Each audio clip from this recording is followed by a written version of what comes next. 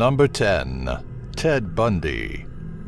For those who have become familiar with Ted Bundy, you would likely know that he is the perfect stereotypical mainstream serial killer. He was cold, manipulative, charming, and quite intelligent. In all, Bundy managed to take the lives of 30 women across the U.S.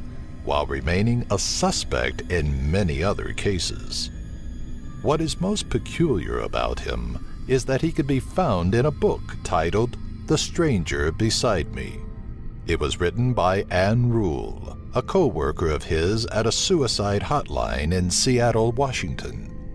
In her memoir, she told the story of how a boy at the age of 3 had wandered away from his parents while on vacation at Green Lake in Seattle. Bundy was the first to notice the child drowning. He jumped into the water and likely saved the child's life. Number 9. Rodney Alcala. Serial killers often receive a lot of media coverage once their murders come to light. But a young man by the name of Rodney Alcala earned his beforehand. In September of 1978, during the middle of Alcala's killing spree, he appeared on the hit show The Dating Game and was chosen out of 2 other anonymous bachelors to go out on an all-expensed outing with the other contestant. Fortunately for contestant Cheryl Bradshaw, she refused to go out with him after talking backstage. In one word, she described him as being creepy. Alcala spent the remainder of his free life traveling from New York to California, posing as a Playboy photographer and murdering several more women. He was apprehended roughly 1 year after appearing on The Dating Game and is still currently on death row. Number 8. John Wayne Gacy. John Wayne Gacy is best known for killing a minimum of 33 people, most of which he buried within his home. Now, this may likely surprise you, but there was a time when Gacy was regarded as a pillar in his community and was very well liked. In his spare time, this ruthless murderer would attend charity events and children's birthday parties dressed as Pogo the Clown. As a result of his hard work, Gacy was appointed director of Chicago's Polish Constitution Day Parade. It was at this event that he met First Lady Rosalind Carter.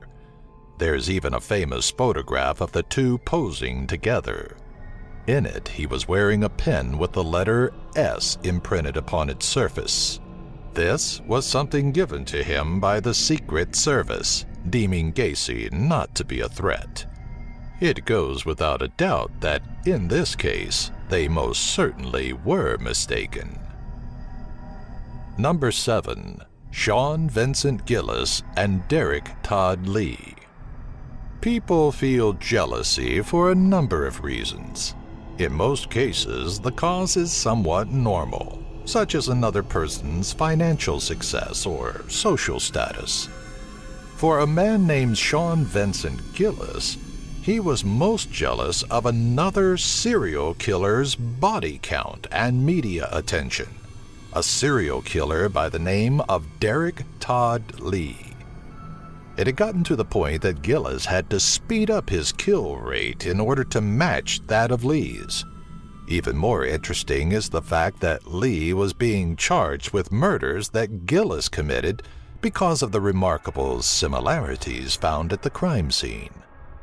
Lee was dubbed the Baton Rouge serial killer, while Gillis was named the other Baton Rouge serial killer. Well, as it turns out, yes, there is competition in every endeavor, even murder. Number 6. Edmund Kemper and Herbert Mullen. During the early 1970s, the city of Santa Cruz had 2 men on the loose committing heinous crimes.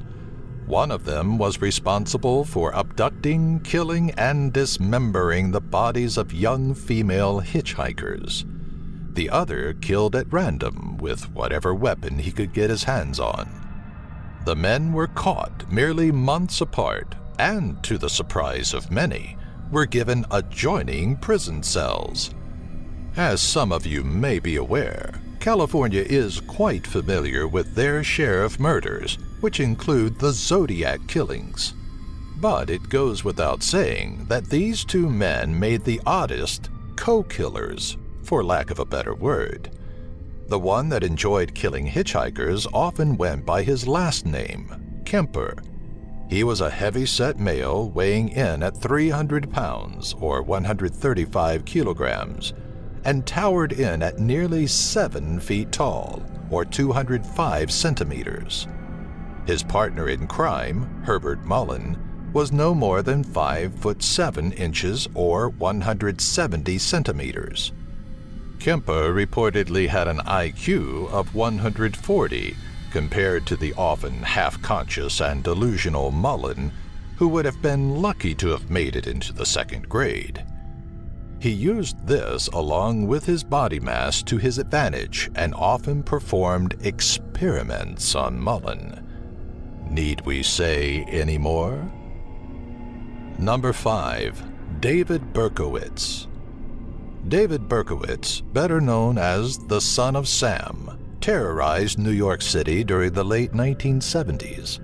He was responsible for the murders of 6 individuals and 7 others who were wounded. Berkowitz soon became somewhat of a celebrity. His victims were chosen at random, and he often taunted police with letters and other forms of communication.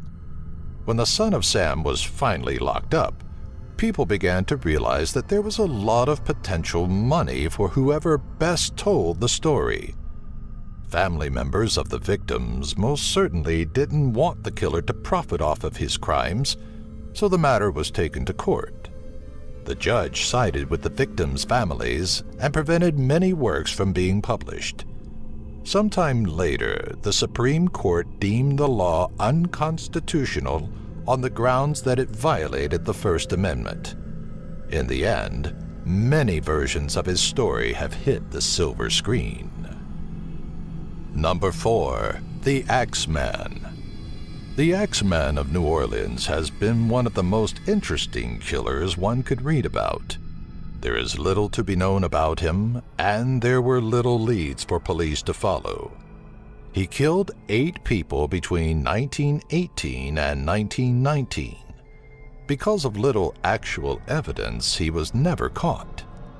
What makes the Axeman so interesting is the way he interacted with both law enforcement officials and ordinary townspeople. In his most famous letter, the Axeman said he would go on the hunt the next Tuesday just after midnight, but every home where a jazz band was playing would be spared. That night was noted as the loudest in the town's history. Not one person was murdered. Number 3. The Hillside Stranglers. Los Angeles in the 1970s was yet another place that seemed to be infested with dual serial killers. 2 cousins, both with different last names, Bueno and Bianchi, worked together to kidnap and torture 10 women and young girls in under 6 months. The press suspected a single culprit and mistakenly named him the Hillside Strangler. Often in such cases, the victims are given the proper respect, but the killer is almost always put in the spotlight more than anyone else. In this scenario, a lot of attention was on Catherine Laurie Baker, who was the daughter of Peter Lorre, an actor who played a serial killer in Fritz Lang's 1931 masterpiece, M.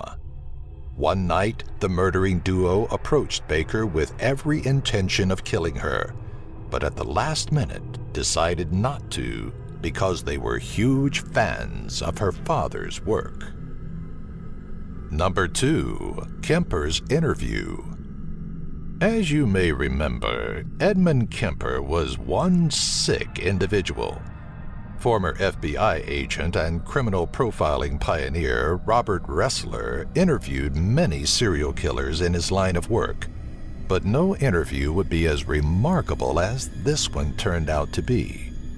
The two had known each other from time past and felt almost comfortable talking alone in a jail cell.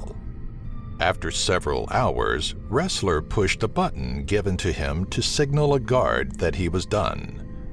No one appeared, not even after multiple failed attempts.